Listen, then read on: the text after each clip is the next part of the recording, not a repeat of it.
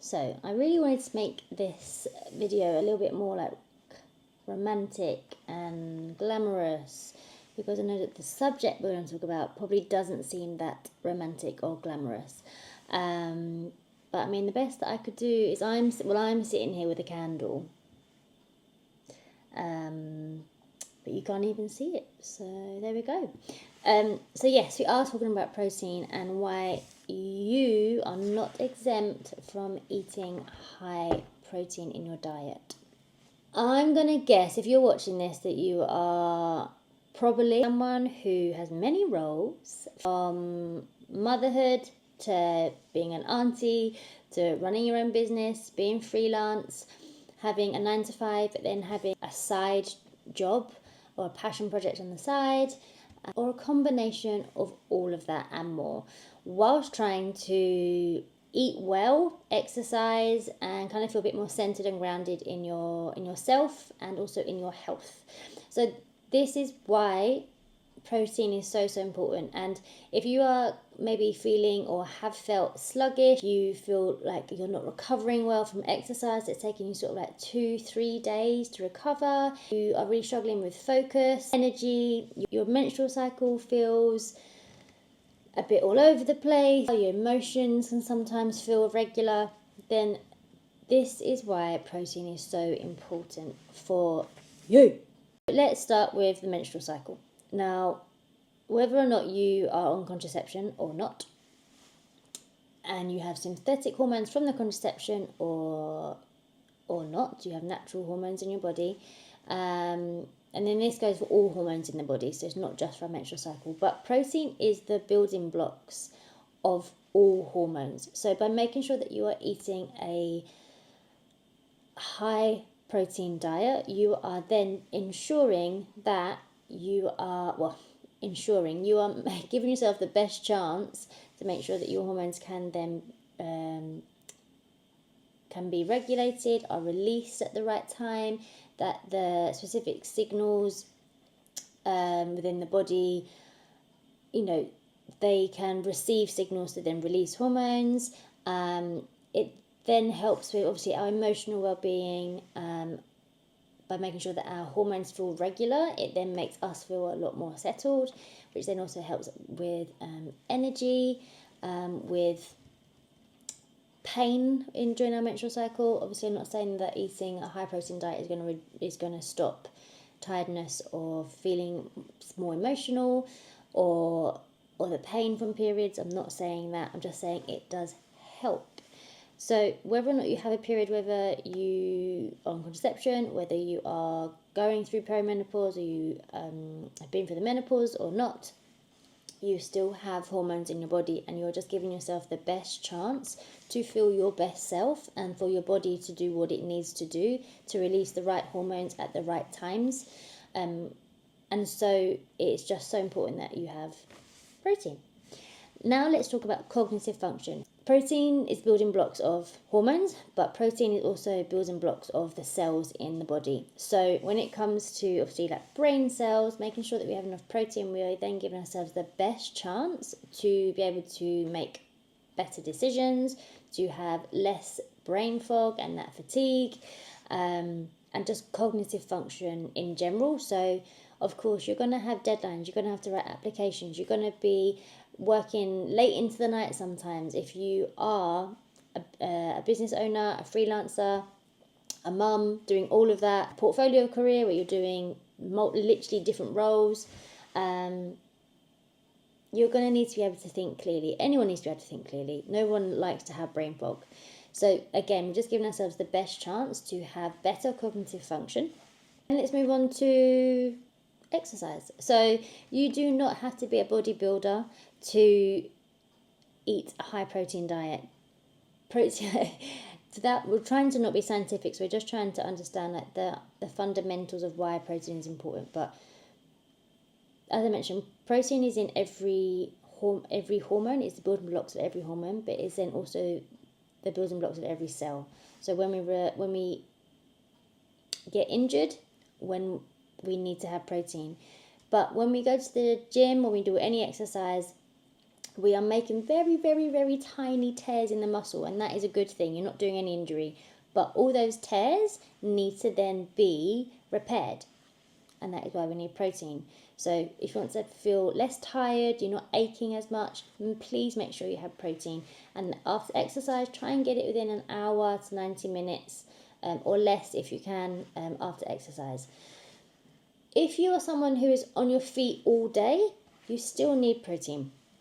I come from a dance background, if you didn't already know, and being on your feet in the studio for 6+ hours, maybe even more, 7+ hours, you are constantly putting your body under strain and stress and constantly making those tiny little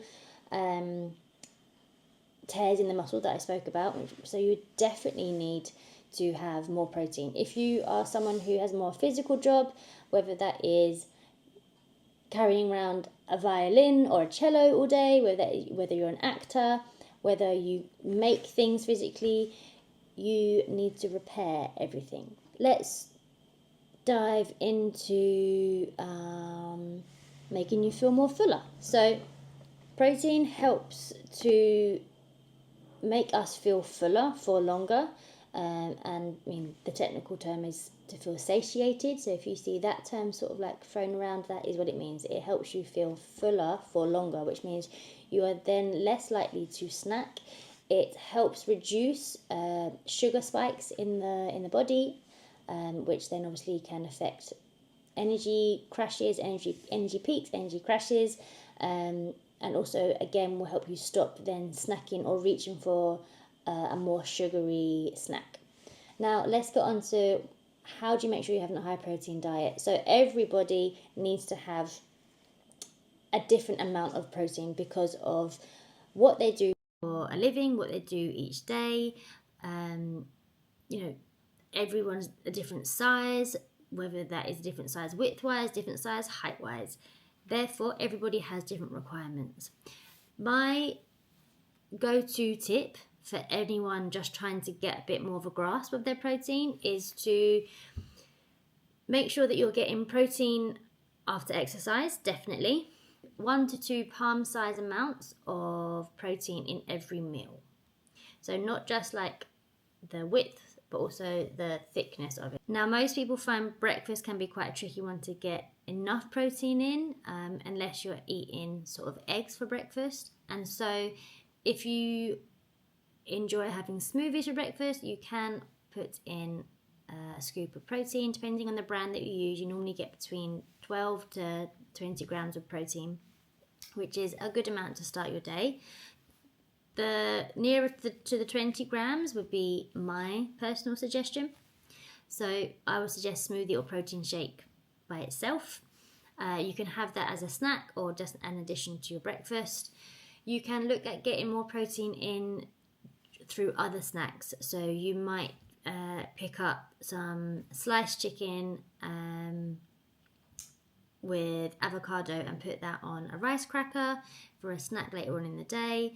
If you eat meat, you can have obviously any meat: chicken, beef, pork, lamb. I feel like I'm in Mulan. any meat, any fish. They're all whole, what we call whole proteins. Eggs, cheese, animal produce, all is whole proteins. If you have a vegan or a plant-based or vegetarian diet, you will want to try and get more variety of protein in your meals. And you have to think of it as like a puzzle. For when you eat meat or fish, or someone who does, they have the whole puzzle completed. When you have a plant-based, vegetarian or vegan diet, like I mentioned, you have to think of it as your puzzle is not complete and you have to find different sources of protein to make that puzzle complete. You then have the options of like tofu, of tempeh. I guess it all kind of comes from the soybean, bean curd, again soybeans, lentils, beans in general, baked beans, great source of protein. Kidney beans, like beans, you get it? Beans. I don't know why I just came so close to the camera. And then, I can't remember what I was going to say. Again, this is why people do it scripted. I understand. So, at the top of my head, they are your vegetarian, vegan, plant-based options, and you want to try and get a mix of them. And this is to say there's also traces of protein in other foods, but small amounts of protein. So it's just harder to get the full proteins in. Not impossible, it is just harder. It just takes a lot more to think about. So I hope this has been helpful in regards to like, okay, where do I start in upping my protein and understanding why you need your protein. But if you do have any more questions, please feel. But if you do have any more questions or you just want to run anything by me, please do so. Drop me a message, drop me an email, drop me a comment, whatever you want to do. And let me know if this has been helpful as well. And if you have any ideas or wants for another, hopefully not too sciencey answer that's just a bit more simple, a bit more easy to understand and digest. So as I said, I've tried to not make it sciencey, I've tried to make it just understandable, and there is so many resources out there. Just type it in the internet and you will find any more specific detailed information that you want to know about protein. But yeah, otherwise I'll see you later.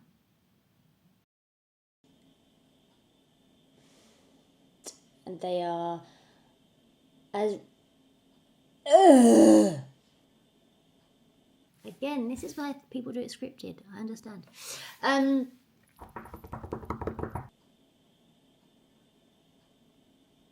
Release hormones.